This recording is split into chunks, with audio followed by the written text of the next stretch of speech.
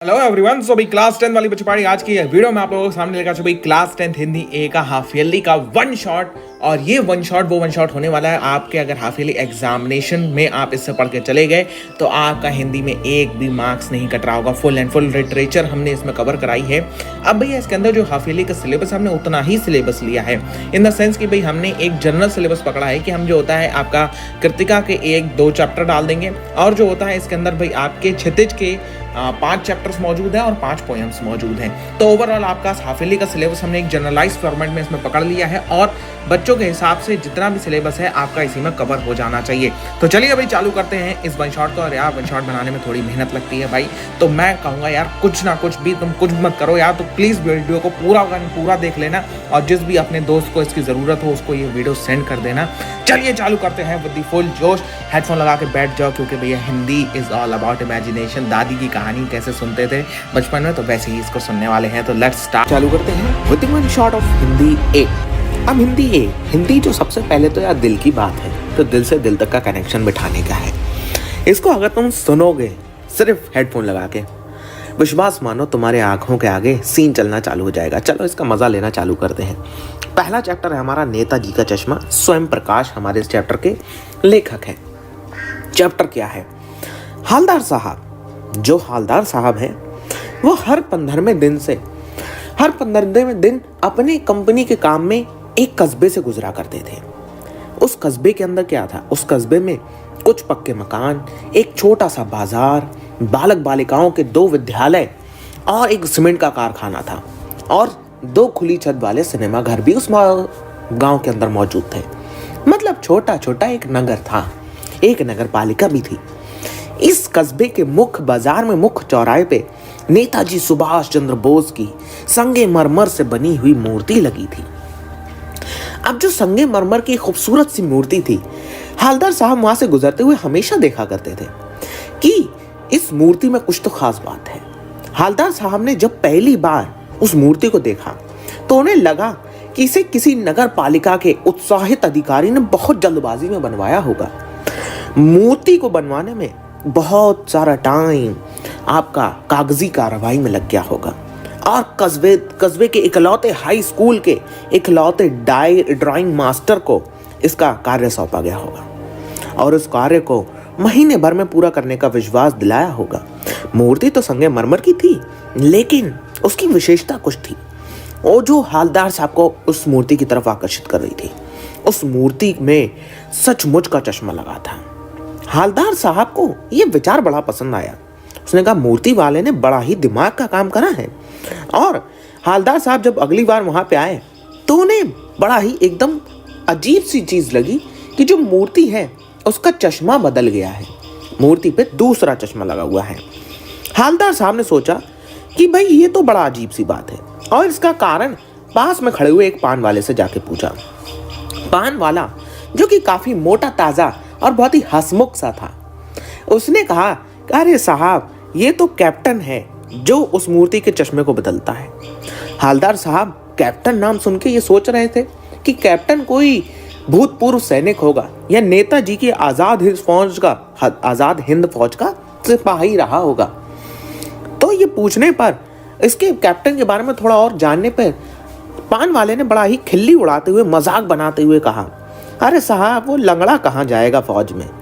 उस समय हालदार साहब ने देखा कि ये कैप्टन जो कि एक बूढ़ा मरियल सा आदमी है वो आ रहा है। हाथ में जो होता है चश्मे लिए हुए हैं और एक काला चश्मा लगाए हुए हैं आंखों में और इधर उधर घूमता चश्मे बेचता फिर रहा है। और उसी चश्मे में से एक चश्मा निकालकर उसने नेताजी की मूर्ति पर लगा दिया। अब अगर कोई ग्राहक आता और मूर्ति पे लगे हुए चश्मे को देखकर बड़ा ही आकर्षित होता और कहता कि मुझे वही चश्मा चाहिए है। अब हालदार जो कैप्टन था उसके पास ज्यादा फ्रेम हुआ नहीं करते थे, तो वो ही चश्मा उतार के जो होता है मूर्ति का उस ग्राहक को दे देता और मूर्ति पे नया फ्रेम लगा देता। मूर्ति के चश्मे के पीछे की कहानी जानना चाहिए तो पान वाले ने कहा कि मूर्तिकार के पास समय कम होने के कारण मूर्ति का चश्मा बनाना ही भूल गया था, जिसके कारण मूर्ति को बिना चश्मे के ही लगा दिया गया। कैप्टन को नेताजी की बिना चश्मे वाली मूर्ति बिल्कुल अच्छी नहीं लगती थी, इसलिए मैं मूर्ति पर चश्मा लगा दिया करता था और हालदार साहब लगातार 2 साल तक उसी गांव से गुजरते रहे और चश्मों को बदलता देखते रहे। एक दिन हालदार साहब उसी कस्बे से फिर गुजरे तो उन्होंने देखा मूर्ति पर कोई चश्मा नहीं है और बाजार भी बंद है। अगली बार भी उन्हें मूर्ति पर चश्मा दिखाई नहीं दिया। उत्सुकता हुई उन्हें कि आखिर हुआ क्या, पिछले 2 साल से मूर्ति पर लगातार चश्मे बदल रहे हैं। तो उन्होंने जाके पान वाले से पूछा और पान वाले ने बड़ा ही रोता हुआ बताया कि साहब कैप्टन मर गया। हालदार साहब को बहुत दुख हुआ कि अब जो होता है मूर्ति बिना चश्मे के ही रहेगी। अगली बार जब हालदार साहब उधर से निकले तो उन्होंने सोचा कि अब वो मूर्ति को नहीं देखा करेंगे, लेकिन पिछले 2 साल से आदत बनी हुई थी। आदत से मजबूर होने के कारण जब चौराहे से निकले तो उन्होंने मूर्ति को देखा और मूर्ति को जैसे ही देखा उनकी आंखें आंसुओं से भर आई। किसी बच्चे ने सरकंडे का बना हुआ चश्मा उस मूर्ति पर लगा दिया था। हालदार साहब और उन्होंने जब उस मूर्ति को देखा तो बहुत जो होता है एकदम रोने से लगे और देखा कि वहाँ पे पास में कुछ बच्चे खेल रहे हैं। और ये देख के उन्हें ये एहसास हो गया और ये विश्वास भी हो गया कि अभी इस पूरे देश की हर एक नागरिक के अंदर देश भावना, देशभक्ति और देश की प्रति भावना बनी हुई है। और ये भावना बच्चों के अंदर होना ये बात का सबूत है कि बड़े लोग भी देशभक्ति में कम नहीं है। यहाँ पे चैप्टर खत्म होता है आपका नेताजी का चश्मा और बढ़ेंगे नेक्स्ट चैप्टर की तरफ जिसका नाम है बाल गोविंद भगत राम वृक्ष बेनीपुरी का चैप्टर है ये। बाल गोविंद भगत के बारे में कहा जाता है कि वो 60 वर्ष के मझले कद के और गोरे चट्टे आदमी हैं। उनके बाल सफेद हो गए हैं, बहुत ही कम कपड़े पहनते हैं और कमर में एक लंगोट बांधे रहते हैं। सिर पर कबीर पंथियों की टोपी लगाते हैं और कबीर को ही अपना साहब मानते हैं। उन्हीं के गीतों को गाते, उन्हीं के आदर्शों पर चलते और कभी झूठ नहीं बोलते हैं। सबसे खराब व्यवहार रखते हैं और सिर्फ खराब व्यवहार रखने का ये मतलब नहीं है कि वो कोई साधु थे। उनका एक बेटा और एक पुत्र वधू यानी बेटे की बहू भी थी और खेती बाड़ी करते, एक साफ सुथरा मकान था। उनका सबसे बड़ा कबीर के प्रति श्रद्धा और ये थी कि कभी किसी की चीज को नहीं छूते थे। खेत में कुछ पैदावार होती उसे कबीर पंथी मठ में भेंट के स्वरूप ले जाकर रख देते थे। वहां से इन्हें जो भी प्रसाद के रूप में मिलता उसी से भैया गृहस्थी चलाते। बारिश की रिमझिम हुआ करती थी। बारिश की रिमझिम में गांव वालों को बहुत अच्छा लगता था जब गांव का हर बच्चा खेती के लिए निकल पड़ता था और बच्चे जब खेतों में उछल कूद कर रहे होते उस समय सबके कानों को एक मधुर संगीत की आवाज सुनाई देती और वो जो मधुर संगीत की आवाज होती वो सबको मंत्र मुग्ध कर देती। और जो ये मधुर संगीत की आवाज ये बाल गोविंद भगत के गले से आ रही होती थी। उनके कंठ से निकलता संगीत का एक एक शब्द सबको मोहित कर देता था और सबको पता चल जाता था कि भाई बाल गोविंद भगत चमेली खड़े हुए अपने खेतों में गाना गा रहे हैं, मतलब गान गा रहे हैं और पौधों का रोपण कर रहे हैं। इस सब को बहुत ही अजीब माहौल बना देता था और बहुत अजीब माहौल में सबको बहुत मजा आता। आधी रात में मेंढकों की टर टर टर टर के ऊपर बाल गोविंद भगत का संगीत सुनाई पड़ता था। जब पूरी दुनिया रात के अंधेरे में सोया करती थी तब बाल गोविंद भगत की संगीत सभी को जगा देता था और सुबह वाला गोविंद भगत का प्रात काल वाला गीत चालू हो जाता। ठंडों में इतनी ठंड, दांत कटकटाने वाली ठंड में भोर में उनकी उंगलियां खजड़ी पर चलना आरंभ करती थी। अब वो गाते गाते इतना जोश में आ जाया करते थे कि उनके माथे से पसीना आने लगता था। गर्मियों में उमस भरी शाम में मित्र मंडल के साथ बैठकर संगीत में इस प्रकार विलीन हो जाते थे कि उनका मन धन पर हावी हो जाता था और वो सब गाना गाते गाते नृत्य करने लगते थे यानी नाचने लगते थे। बाल गोविंद भगत का संगीत साधना का चरम उस दिन देखने को पता चला जिस दिन लोगों को पता चला कि उनके पुत्र बीमारी के बाद चल बसा। जब लोग उनके घर पे पहुंचे तो देखा बाल गोविंद भगत ने अपने पुत्र को एक चटाई पर लिटा रखा है, एक सफेद कपड़े से ढक दिया है और उसके ऊपर थोड़े फूल वगैरह डाल रखे हैं। तुलसी बिखेर दी है और सिरहाने पर एक चिराग जलाकर आसन जमाए हुए गीत गा रहे हैं। उनको उनकी बहू को भी रोना भूलकर उत्सव मनाने को कह रहे हैं, क्योंकि आत्मा परमात्मा के पास चली गई है, जिसका शोक मनाना उनकी दृष्टि में व्यर्थ है। बाल गोविंद भगत कोई समाज सुधारक नहीं थे, लेकिन अपने घर में उन्होंने समाज सुधारकों जैसा ही कार्य किया था। अपनी पुत्र वधू को भी उसके भाई को बुलाकर उसके साथ भेजते हुए कहा कि इसका फिर से विवाह कर दो, यानी कि विडो रीमैरिज कर दो। और अभी जवान है, बहू के मायके ना जाने की जिद करने पर, ये कहने पर कि मेरे जाने के बाद आपका कौन ख्याल रखेगा, बाल गोविंद भगत से कहा उनकी बहू ने। तो लेकिन नहीं माने, बाल गोविंद भगत नहीं माने और अपने फैसले पे अटल रहे। बाल गोविंद भगत की मृत्यु भी उनके व्यक्तित्व के अनुरूप ही हुई।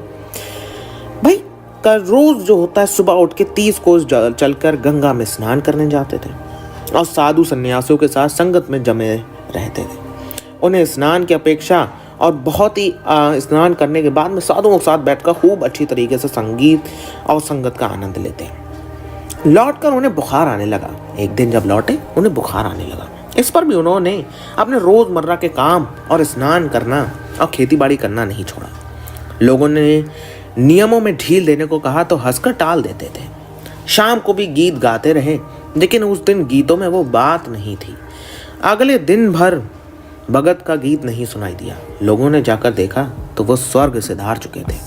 ये था चैप्टर आपका बाल गोविंद भगत, जिसके लेखक हैं हमारे राम वृक्ष बेनीपुरी। खूबसूरत सा चैप्टर, गांव की वाइब होता है, लखनवी अंदाज यशपाल द्वारा लिखी गई एक बहुत ही अच्छी सी कहानी है यार। इसमें मज़ा बहुत आता है और थोड़ी सी फ़नी भी है, अगर देखा जाए रोमांचक भी है, फ़नी भी है, बहुत मज़ा आएगा। यशपाल एक टाइम यात्रा कर रहे होते हैं और सेकंड क्लास की टिकट ले लेते हैं, क्योंकि उन्हें लगता है कि भाई लेखक हैं, नई कहानियाँ लिखने के लिए भाई थोड़ा सा शांति भी चाहिए होती है, तो हाँ भाई सेकंड क्लास में थोड़ी एकांत भी मिल जाएगा, शांति भी मिल जाएगी। यशपाल सेकंड क्लास की टिकट लेकर और वहाँ पे चढ़ते हैं और से सोचते हैं कि भाई जो खिड़की होगी उसमें रास्ते में आने वाले जितने भी दृश्य होंगे उनको देखकर ही शायद कुछ दिमाग में आ जाए कि भाई ऐसा कुछ कर लेंगे, ये लिख लेंगे, वो ऐसा सोच रहे होते हैं। चढ़ते हैं आपके सेकंड क्लास के डिब्बे में। एक नवाब साहब बैठे होते हैं पालथी मारे हुए। उनके सामने भाई दो ताज़े ताज़े हरे हरे ककड़ी वाले खीरे रखे होते हैं। मज़ा बहुत आता है, ठीक है। और लेखक उस डिब्बे में चढ़ने पर नवाब साहब ने कोई उत्साह नहीं दिखाया, मतलब नवाब साहब को कोई मतलब ही नहीं था, तुम आ रहे हो आओ, नहीं आ रहे हो मत आओ। और उसके डिब्बे में आने से शायद लेखक ने सोचा नवाब साहब खुश नहीं थे, क्योंकि एक सफ़ेद पोश आदमी जिसके सामने खीरे जैसी कुछ जो होता है साधारण सी चीज़ रखी हुई है, उन्हें संकोच तो हो रहा ही होगा। ट्रेन चल पड़ती है और बहुत देर हो गई, लेकिन नवाब साहब उनकी तरफ देख रहे हैं, फिर खीरों की तरफ देख रहे हैं, फिर खीरों की तरफ देख रहे हैं, उनकी तरफ देख रहे हैं, खीरे नहीं खा रहे हैं। किसी तरह उन्होंने लेखक को खीरा खाने के लिए पूछ ही लिया कि जनाब खीरा खाएंगे, निमंत्रण दिया, लेकिन लेखक ने धन्यवाद शायद उनके मुंह पर मारा, नहीं ठीक है, नहीं ठुकरा दिया। लेखक ने कहा कि नहीं मेरा मन नहीं है, मैं नहीं खाऊंगा। लेखक के मना करते ही नवाब साहब ने जो होता है ककड़ियों को नीचे तौलिए पर रखा। ककड़ी और खीरा ककड़ी बात एक ही है, ठीक है। तौलिए पर रखा और तौलिए को जो होता है सामने बिछाकर उस पर रख दिया। खीरों को जो होता है उनको छीला एकदम बढ़िया तरीके से, खिड़की से बाहर धोया और फिर जो होता है सिर काट कर और झाग निकाल के खीरों के और उनको रख दिया। उनको अच्छी तरीके से उस पर ज़ीरा, नमक, लाल मिर्च और सब कुछ डाल के एकदम कितने लोगों के मुँह में पानी आ गया है रामलाल, इन दी कमेंट सेक्शन बताओ, ठीक है। खीरों वरों का नाम सुन के कितने लोगों के मुंह में पानी आया। नीचे रख दिया भाई एकदम, उस पर नमक मिर्च छिड़क उड़क के सब एकदम तैयार एकदम खाने के लिए। और फिर जो होता है एक बार उन्होंने फिर से लेखक को प्रस्ताव दिया, लेकिन फिर से जो होता है लेखक ने नवाब साहब के प्रस्ताव को ठुकरा दिया, ये कह के कि भाई उनका मेधा कमज़ोर है। फिर नवाब साहब ने क्या करा, आप कैसे खाएं खीरे। फिर नवाब साहब ने खीरों को सूंघा, उनका पूरा स्वाद लिया और फिर एक एक करके खिड़की से बाहर सारी के सारी उनकी फांकों को या काशों को फेंक दिया बाहर। अब उसके बाद में जो होता है फिर उसके स्वाद से कल्पना मात्र से ही उनका पेट भर गया और फिर अपना मुंह पोंछते हुए उन्होंने जो होता है एक बहुत ही अच्छी सी डकार भी ली। और फिर जो होता है लेखक ये सोच रहा था कि जब बिना खीरा खाए जब किसी को खीरे का स्वाद आ सकता है और इच्छा मात्र से ही पेट भर सकता है, तो क्यों ना बिना किसी सोच के कहानी क्यों नहीं लिखी जा सकती, बिना किसी विचार, बिना किसी घटना या बिना किसी पात्र के इच्छा मात्र से नई कहानी क्यों नहीं लिख सकते और लेखक की नई कहानी भी बन जाती है। तो ये था लखनवी अंदाज, लिखा है यशपाल ने, बहुत ही बेहतरीन सा चैप्टर था। नेक्स्ट चैप्टर की तरफ बढ़ते हैं। नेक्स्ट चैप्टर है आपका एक कहानी यह भी। मनु भंडारी द्वारा ये चैप्टर लिखा गया है। मनु भंडारी की अगर हम बात करें तो एक ये मॉडर्न राइटर हैं, तो मॉडर्न ही चैप्टर है, मतलब अभी रिसेंट की कहानी है। हमारे आज़ादी की भी कहानी इसमें थोड़ी सी इंक्लूडेड है। यह कहानी एक कहानी यह भी, ये नामक पार्ट जो होता है मनु भंडारी द्वारा लिखा गया है। इसमें उन्होंने अपने जो होता है जीवन में घटी हुई घटनाओं का वही पूरा विषय में लिखा है, जिसका संबंध उनके लेखकीय जीवन यानी उनके राइटिंग जीवन से भी है। लेखक अपने जो होता है जवानी के दिनों को याद करते हुए घटनाओं का बहुत अच्छी तरीके से यहाँ पे विश्लेषण कर रही हैं, मतलब पूरा बहुत अच्छी तरीके से उन्होंने बता रखा है। अपने पिताजी के बारे में बताया है, कॉलेज के बारे में बताया है और अपनी जो होता है कॉलेज की प्रिंसिपल यानी शीला अग्रवाल के भी बारे में उन्होंने यहाँ पे थोड़ी सी बहुत चीज़ें बता रखी हैं। अपने परिवार और कॉलेज की बहुत अच्छी अच्छी कुछ घटनाओं का भी यहाँ पे उन्होंने बहुत अच्छा जिक्र किया है और अपने पिता के स्वभाव में उन्होंने क्षण क्षण में आने वाले जो बदलाव हैं उनका भी बहुत अच्छा जिक्र किया है। तो चलिए चालू करते हैं और थोड़ी सी चीज़ें यहाँ पे मैं आपको इस चैप्टर से रिलेटेड, मतलब जो इस चैप्टर का मेन जो इसका बेस बनाने का है वो चीज़ आपको मैं बता रहा था। तो लेखक अपने जो होता है लेखक का जन्म स्थान है ज़िला मंदसौर मध्य प्रदेश में, वहाँ पे जो होता है उनका जन्म हुआ है और वहाँ से उनकी जुड़ी हुई बहुत सारी यादें भी हैं। अजमेर के ब्रह्मपुरी मोहल्ले में 2 मंजिला मकान में जुड़ी बहुत सी बातें उनको याद आती हैं। अजमेर के इसी 2 मंजिले मकान में ऊपर उनके पिता एक बहुत जो होता है अव्यवस्थित ढंग से यानी अगर बहुत ही फैला हुए कमरे में रहते थे, जहाँ पे पुस्तक, पत्रिकाएं, अखबार सब फैले रहते थे और बीच में कुछ लिखते रहते थे बैठे हुए या डिक्टेशन देते रहते थे। नीचे के कमरों में उनकी माँ, उनके भाई बहन आदि सब लोग रहते थे। पिता की अगर बात करी जाए लेखक के, तो लेखक के पिता अजमेर आने से पहले मध्य प्रदेश में इंदौर में रहते थे, जहाँ उनकी बहुत प्रतिष्ठा भी थी।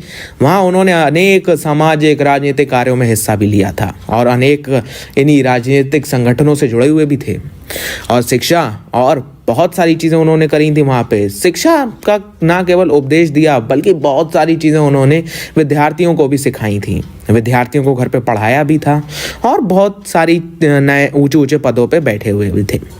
ये सब उनकी खुशहाली के दिनों की बात है जो हमें पता चलती है यहाँ पे। अगर लेखिका के पिता का वर्तमान की बात करी जाए तो उन्होंने ये स्वीकार किया है इस कहानी के अंदर कि उनके पिताजी अंदर से अब टूट गए हैं, जो बहुत बड़े आर्थिक झटके के कारण हुआ था। इस कारण वो इंदौर से अजमेर भी आ गए थे, केवल अपने बलबूते पर अपनी अधूरी अंग्रेजी हिंदी शब्दकोश को पूरा कर रहे थे। अंग्रेजी हिंदी शब्दकोश ना माने जिनको समझ में नहीं आया, डिक्शनरी की बात कर रहे हैं। इस कार्य में उन्होंने बहुत सारी चीज़ें खो दी थी, लेकिन उनका जो होता है आर्थिक स्थिति में बहुत सुधार तो नहीं हुआ था और उनकी जो सकारात्मक सोच है वो भी धीरे धीरे नकारात्मक सोच में परिवर्तित होती चली गई। लेखिका यहाँ पे बात करती है कि उनके पिताजी का व्यक्तित्व तो बहुत अच्छा था, लेकिन हाँ कुछ कमियां भी थी और कुछ खूबियां भी आ गई थी, जिन्होंने चाहे अनचाहे अगर मैं बात करूं तो अपने भीतर बहुत सारी चीज़ों को जन्म दे दिया था। लेखिका यानी मन्नू भंडारी का रंग जन्म से ही थोड़ा काला था और बहुत ही दुबली और मरियल सी थी बचपन से।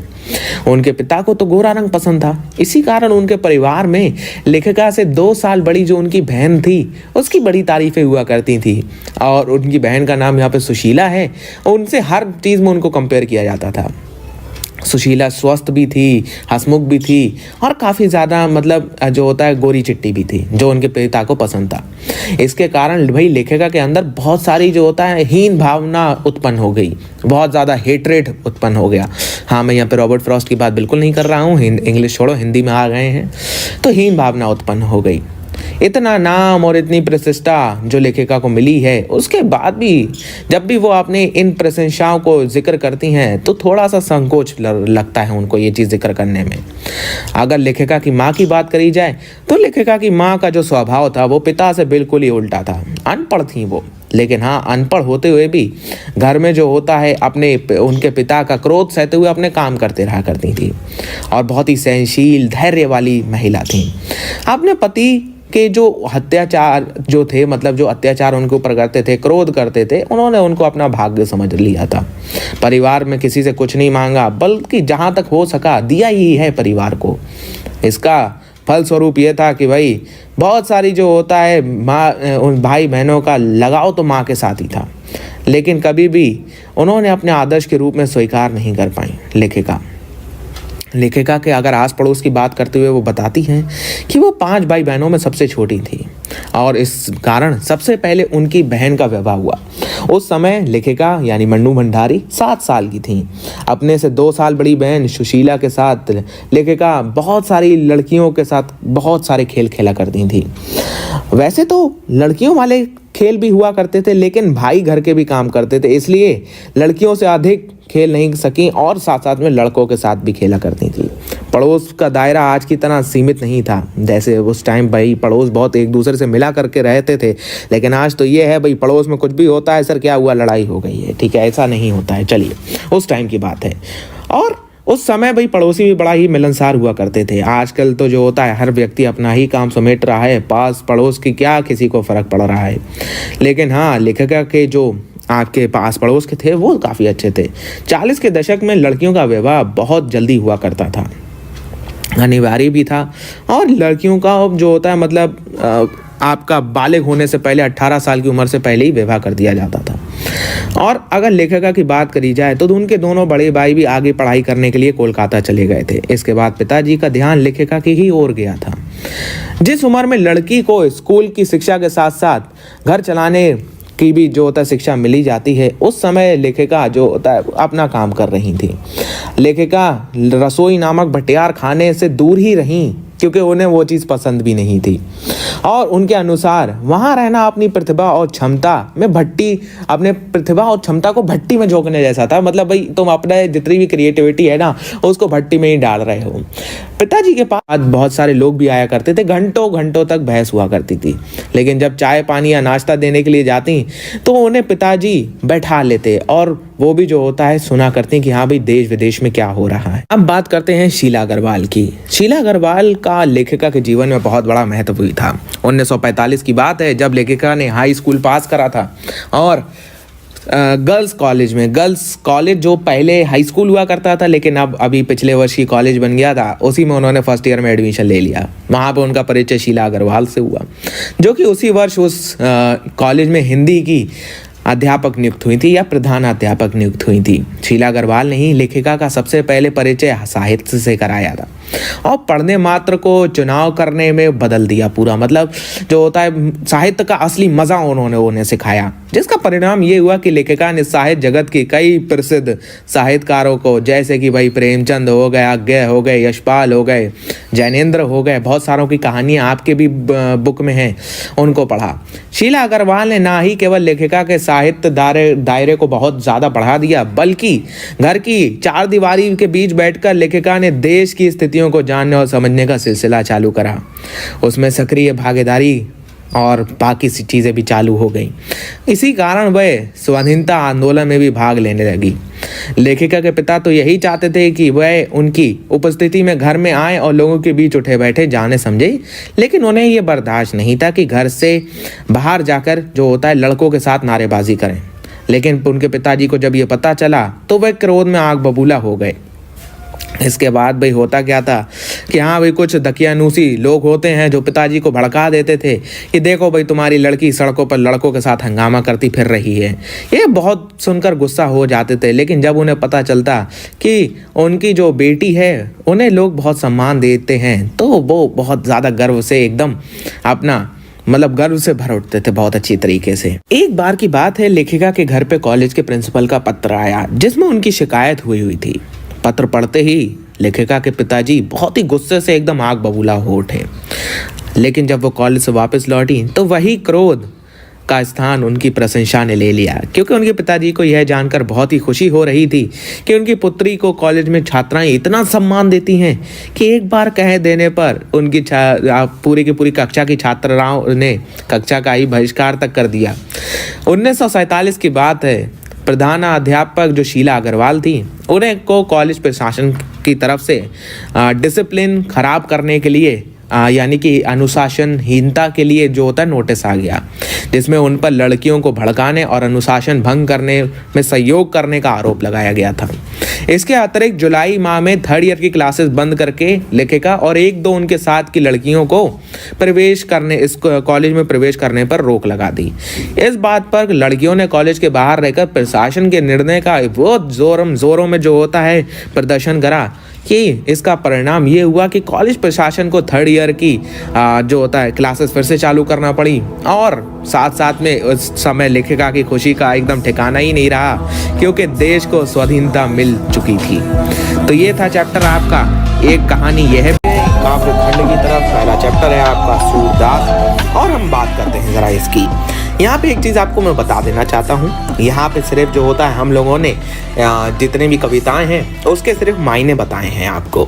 अब आपको करना क्या है, आपकी जो पुस्तक है उसे अपने पड़ोस में रखिए, वहाँ से कविता आप देखते जाइए, यहाँ से मायने समझते जाइए। तो चलिए चालू करते हैं।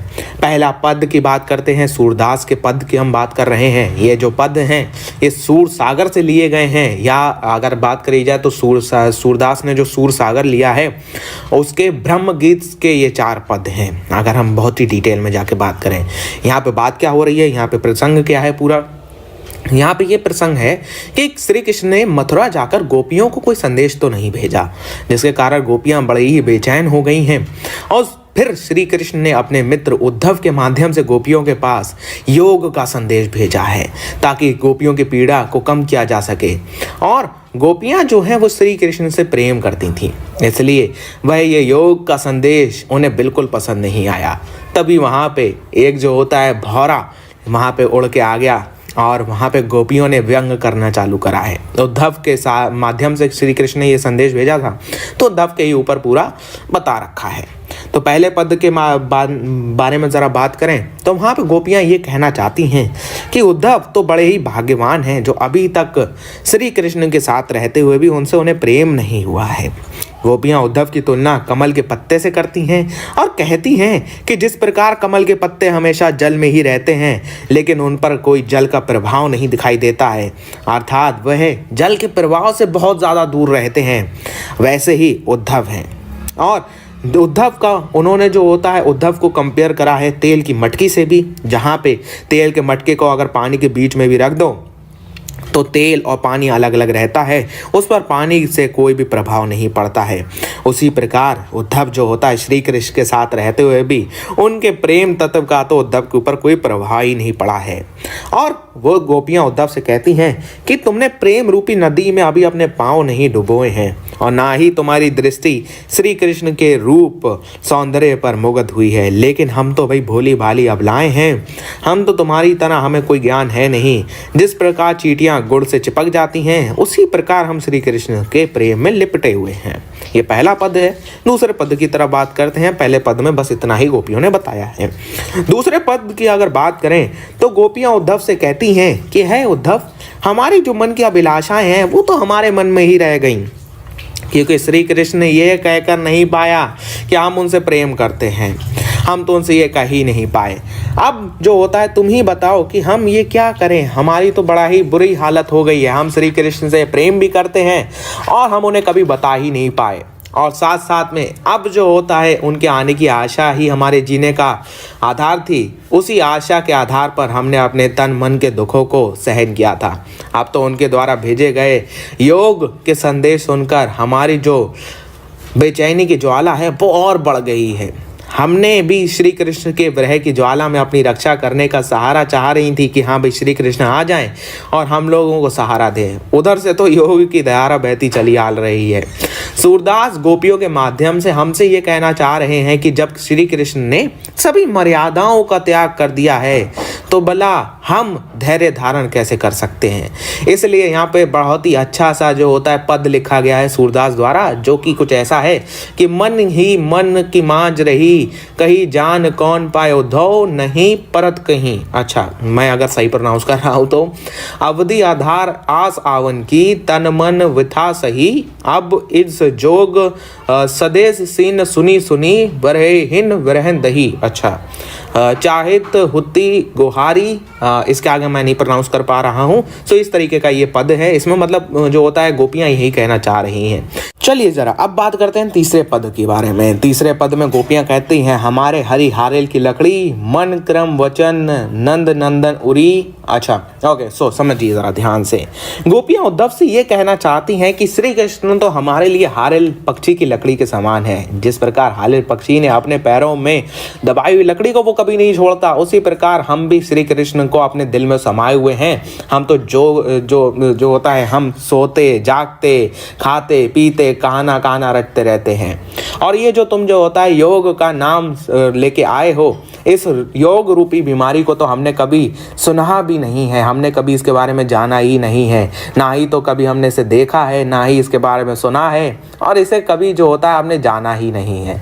और यहाँ पे सूरदास ये कह रहे हैं कि भाई ये जो जोग तुम लेके आए हो ये उन्हीं को जाकर सौंप दो। हमारा मन तो जो होता है से स्थिर है, लेकिन श्री कृष्ण का मन जो होता है चक्री के समान चंचल है।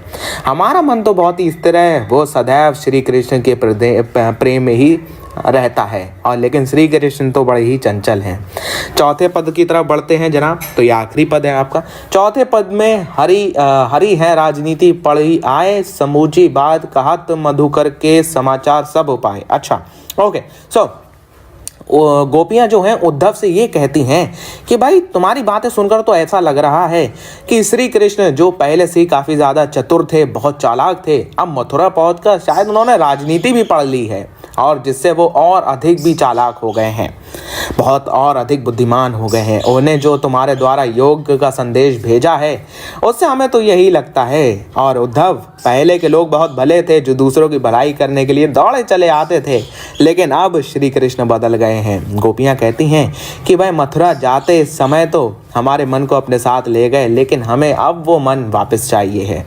और साथ साथ में जो होता है ये भी कहती हैं उद्धव अब अपने मन फेर पाए चलती जूं होत चुराए। अच्छा ओके, सो अब उद्धव से ये कहती हैं कि भाई श्री कृष्ण तो बदल गए हैं, उन्होंने हमारे लिए योग का संदेश भेज दिया है। सूरदास यहाँ पे हमारे ये शब्दों से हमें ये कहना चाहते हैं कि भाई श्री कृष्ण जो होता है गोपियों के साथ में अन्याय कर रहे हैं। राजधर्म की अगर हम बात करें तो राजधर्म तो यही होता है कि भाई किसी भी प्रजा के साथ में अन्याय नहीं होना चाहिए और उन्हें सताना भी नहीं चाहिए। इसलिए भाई सूरदास का कहना ये है कि श्री कृष्ण को जो होता है योग का संदेश वापस लेना चाहिए और स्वयं दर्शन के लिए आना चाहिए। तो ये जनाब सूरदास के पद होते हैं यहाँ पे।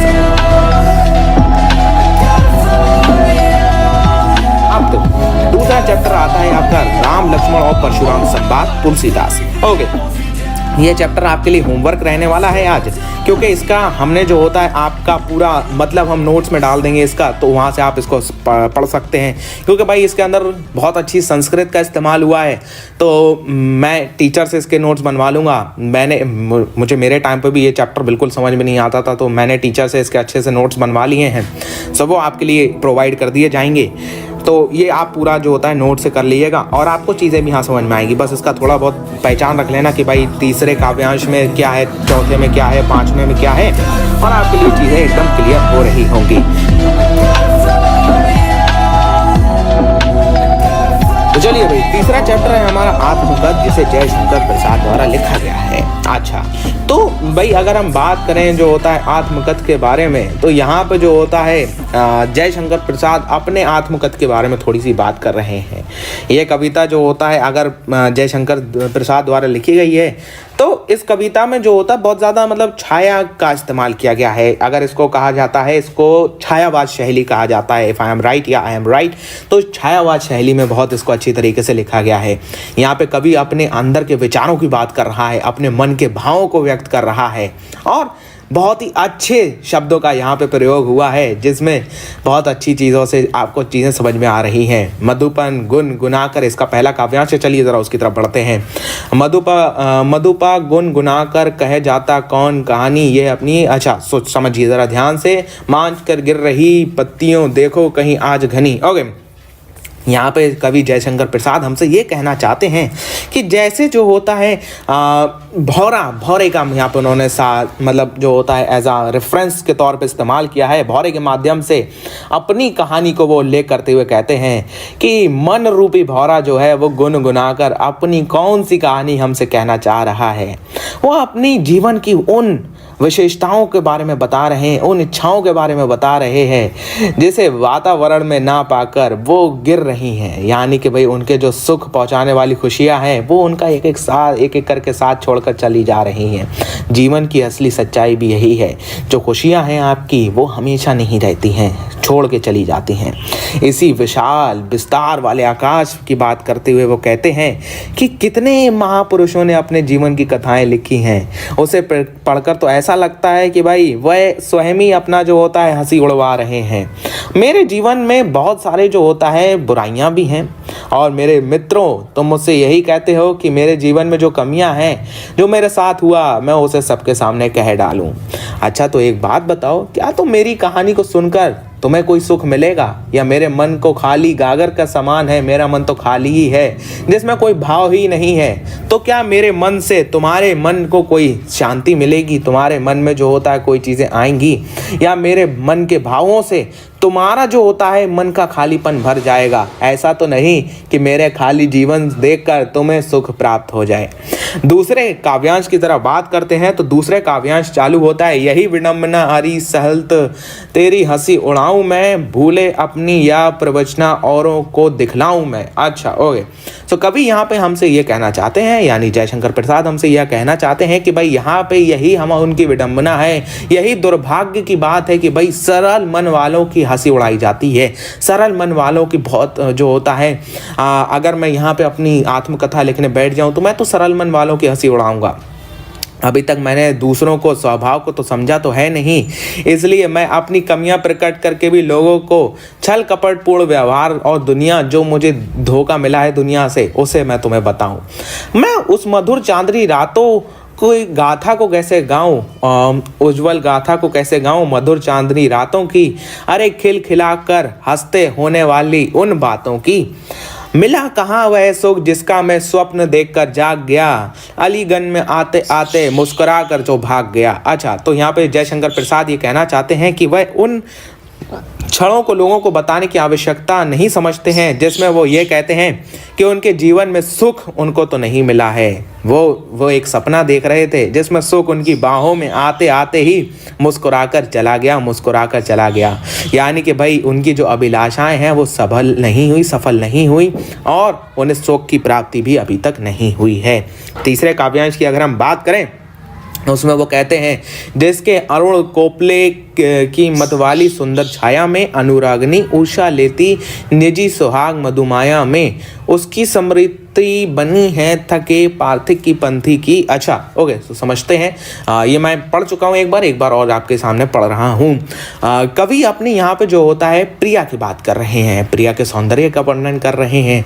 तो यहाँ पे जो होता है वो वर्णन करते हुए कहते हैं कि उसके गालों को देखकर ऐसा लगता है कि वो प्रेम बिखेरती हुई चली आ रही है और ऊर्जा उदित हो रही है। ऐसा उन्हें कभी कभार ऐसा लगता था कि हाँ आज जो होता है वो उसी यादों का सहारा लेकर अपने जीवन के रास्ते की थकान को दूर करते हैं। मेरे जीवन में कभी कहते हैं कि सुख के ऐसे पल कभी नहीं आए जिनसे तुम प्रेरित हो सको, इसलिए मैं अपनी जीवन की आत्मकथा क्यों ही लिखूं। इसलिए मैं जीवन की कहानी को खोलकर उधेड़ कर देखना चाहते हो तो मेरे इस छोटे से जीवन के अभाव में बड़ी बड़ी कथाएं हैं। मैं अपने जीवन की उन सामान्य कथाओं को कैसे कहूँ? मेरे लिए तो यही अच्छा रहेगा ना कि मैं दूसरे महान लोगों की कथाओं को सुनता रहूं और अपने बारे में चुप रहूं। भला ही तुम मेरे सारे आत्मकथाओं को सुनकर प्रेरणा प्राप्त कर सकोगे, लेकिन मेरे जो दुख का समय था वो जो होता है बहुत ही शांत था। अब वो थक कर सो गया है, इसलिए मैं अभी अपनी आत्मकथा लिखने का उचित समय नहीं आया है। तो ये कहते हैं हमारे कवि, मतलब वो तीसरे में ये कहना चाह रहे हैं कि मेरे जीवन में कोई ऐसी बड़ी घटनाएं नहीं हुई हैं, कुछ ऐसा नहीं हुआ है जिससे कि तुम जो होता है प्रेरणा ले सको। ये थी भाई कथा आपके जयशंकर प्रसाद द्वारा लिखी गई बहुत ही बेहतरीन सी कविता है। तो चलिए बढ़ते हैं नेक्स्ट कविता की तरफ, जो कि है आपका उत्साह तथा अट नहीं रही है, सूर्यकांत त्रिपाठी निराला की बात करते हैं। तो सूर्यकांत त्रिपाठी निराला ने ये कविता लिखी है। इसमें उत्साह में तो सबसे पहले बादलों की ओर बात करते हुए उन्होंने ये लिखा है, मतलब बादलों को उन्होंने इच्छाओं के तौर पे यहाँ पे दिखाया है, जो लोगों की इच्छाओं को पूरा करता है और जो बहुत ही जो होता है मतलब बात करी जाए तो बादलों की ही पूरी बात करी गई है। तो चलिए पहले काव्यांश की बात करते हैं। अपनी किताब में आपने खोल ली होगी ये कविता।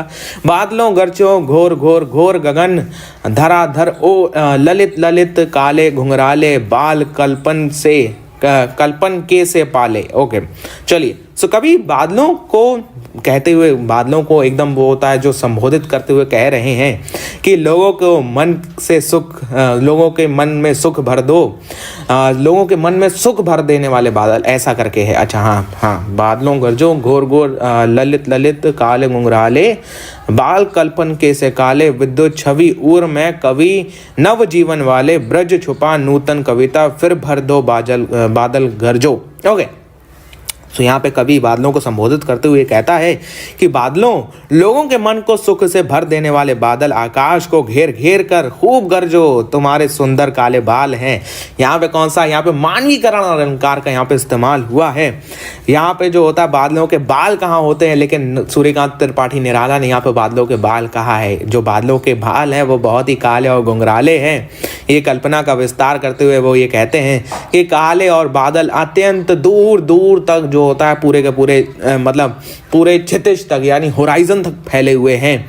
और कवि निराला ने बादलों को कवि रूपी में व्याख्यात करते हुए कहा है कि भाई तुम्हारे जो हृदय की बिजली है, जो बादलों की बिजली है वो चमक रही है, जिससे बादल वर्षा करके सभी के सभी पूरी के पूरी पृथ्वी को पूरे के पूरे मतलब जो होता है संसार को नव जीवन प्रदान करते हैं, नव जीवन देते हैं। इसी प्रकार तुम कभी भी इसी प्रकार अब वो अपने बारे में बात करने लगते हैं।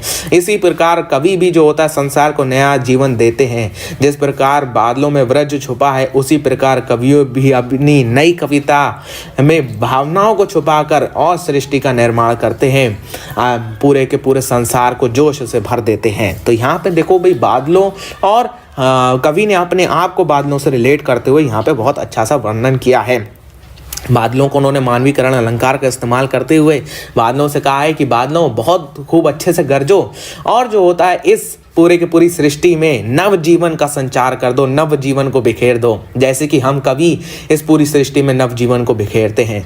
दूसरे काव्यांश की अगर बात करी जाए तो दूसरे काव्यांश में विकल विकल उनमें थे, उनमें विश्व के निषाद के संकल जन आए, अज्ञात दिशा से अनंत के घन, तृप्त धारा जल से फिर शीतल कर दो। ओके, तो समझिए जरा ध्यान से, कभी यहाँ पे ये कहता है कि भाई वातावरण में जो बेचैनी है, वातावरण में जो पूरे के पूरे एकदम उमस भरा हुआ वातावरण है, लोग दुखी हैं, गर्मियों से एकदम परेशान हैं, और वो बादलों से ये कहता है कि लोगों के मन जो दुखी है उसको सुख से भर दो और बादलों आकाश को घेर के खूब गरजो। जो संसार में भयंकर गर्मी पड़ी हुई है और इस कारण लोग बेचैन हैं, उदास हैं, उसी प्रकार भाई बादलों से वो कहता है कि आकाश की अनजान दिशा से आए हुए बादलों, खूब बरस के गर्मी से तपती धरती को फिर से ठंडा कर दो और लोगों को एकदम सुखी कर दो।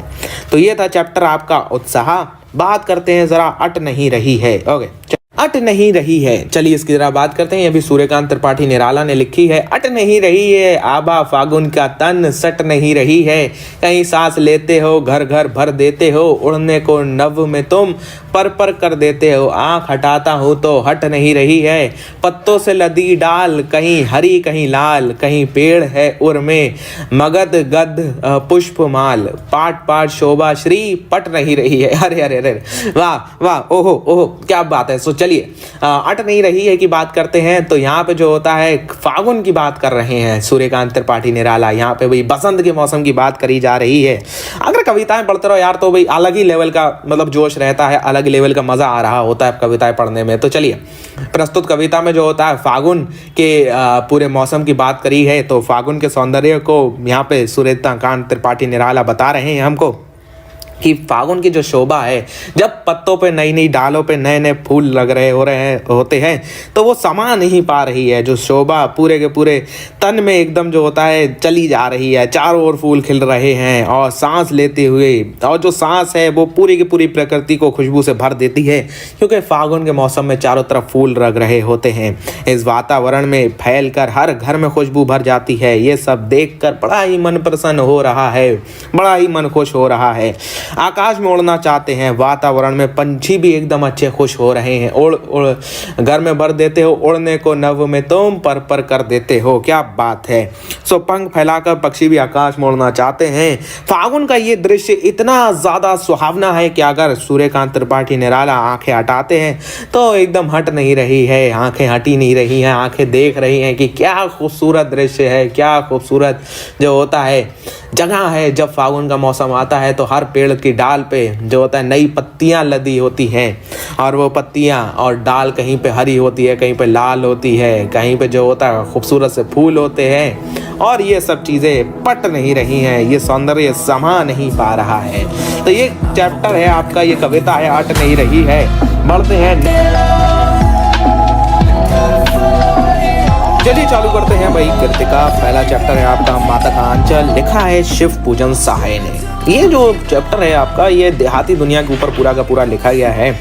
इसमें ग्रामीण क्षेत्र के बारे में चीज़ें लिखी गई हैं। जो ग्रामीण क्षेत्र के बच्चे होते हैं उनका क्या ढंग होता है, किस तरीके से जो होता है खेलते हैं, और ग्रामीण माता पिता के भी बारे में लिखा गया है। इस पाठ में यार भोलानाथ हैं एक हमारे, भोलानाथ के चरित्र के बारे में पूरी की पूरी चीज़ें लिखी गई हैं। उनका कैसा चरित्र है, कैसी शैतानियाँ हैं, क्या करते हैं क्या नहीं करते हैं। तो चलिए बात करते हैं ज़रा।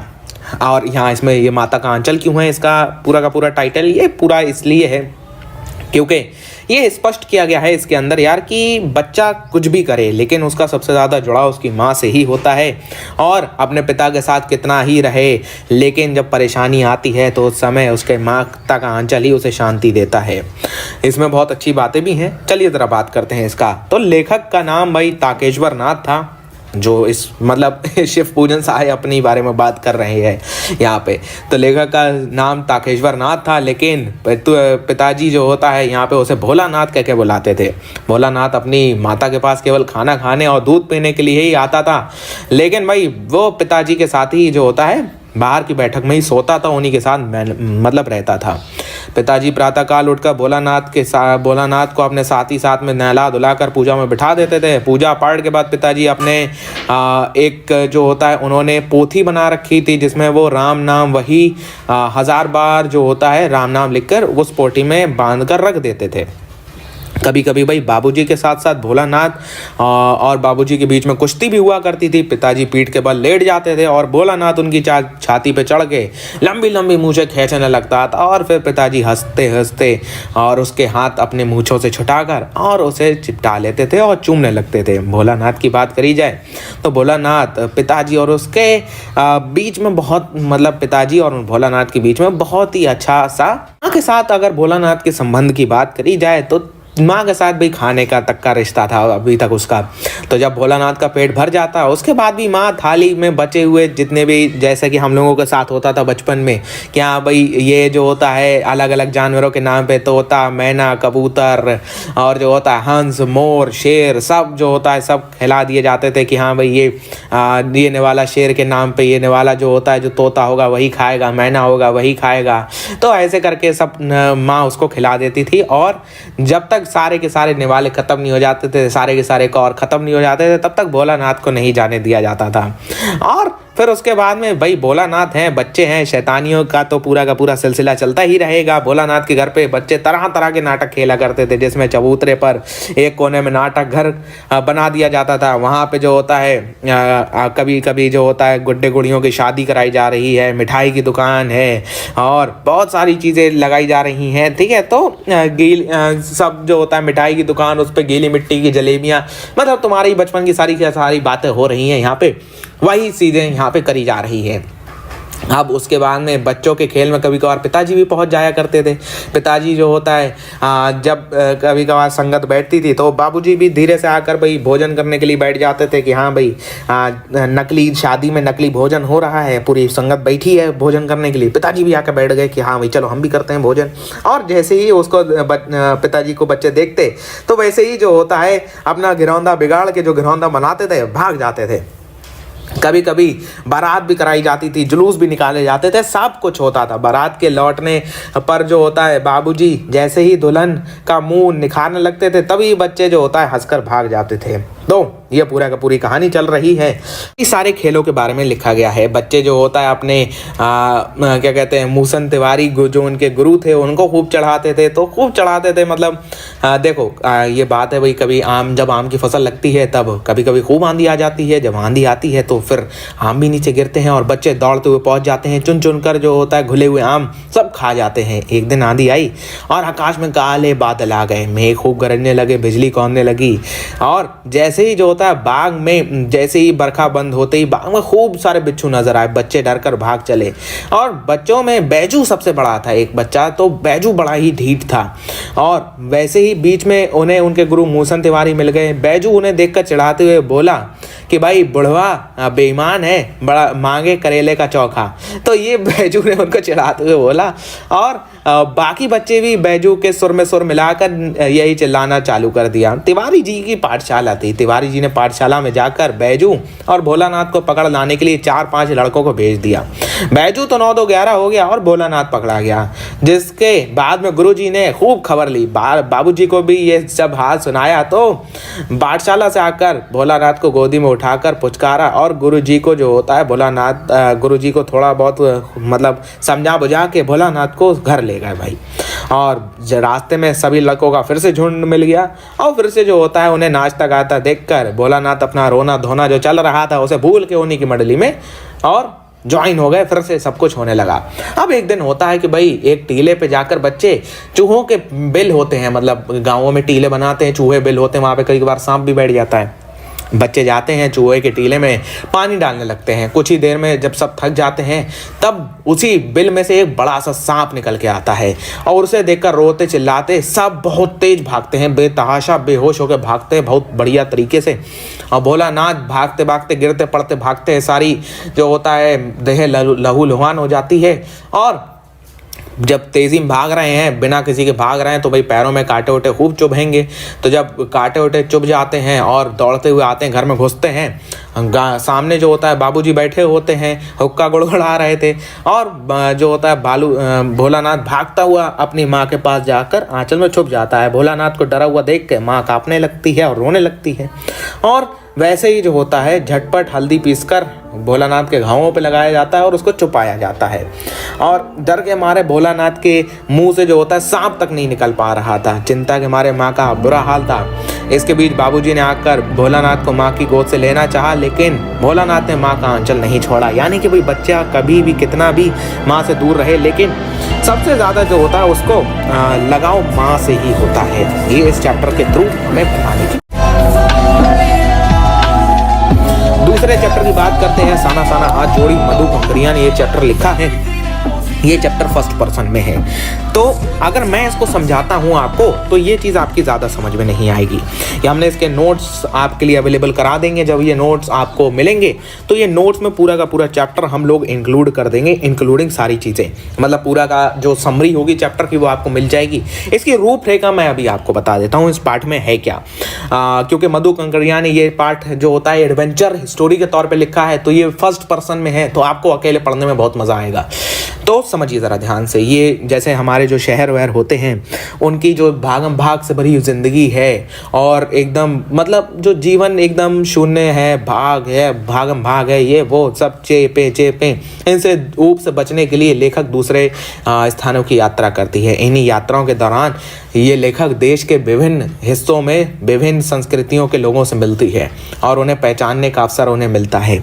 इसी अनुभव को लेखक ने अपनी यात्रा में लिखा है और वही यात्रा अगर बात करी जाए तो लेखक की यात्रा के अनुभवों का लिखा हुआ जो पूरी यात्रा वृत्तांत है उसी का एक जो होता है छोटा सा हिस्सा है, जहाँ पे सिक्किम की राजधानी गंगटॉक की बात करी गई है। गंगटॉक या गंगटॉक कहते हैं कुछ लोग इसको गंगटॉक कहते हैं। उसके आगे की बात का करी गई है। एडवेंचरस चैप्टर है, पढ़ने में बहुत मजा आएगा, तो इसको जरूर पढ़िएगा जाके, ठीक है। चलिए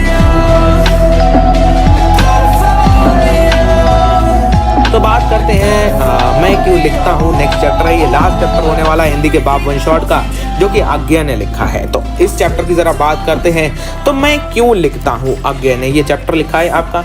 इसमें जो आपके साहित्यकार हैं जिसका नाम आज्ञा है, लेखक हैं इस चैप्टर के, उन्होंने ये निबंध के तौर पे लिखा है और ये निबंध में उन्होंने ये बहुत अच्छी तरीके से बताया है कि जो रचनाकार होते हैं ना, उनके भीतरी व्यवस्था भी होती है और जो व्यवस्था होती है वही उनको लिखने के लिए मजबूर करती है और लिखकर ही रचनाकार जो होता है मुक्त हो पाता है। अगर वो नहीं लिखेगा तो वो उस जो होता है व्यवस्था से मुक्त नहीं हो पाएगा। मतलब एडिक्शन होता है लिखने का एडिक्शन की वजह से ही सारी चीज़ें जो होता है हो रही होती हैं।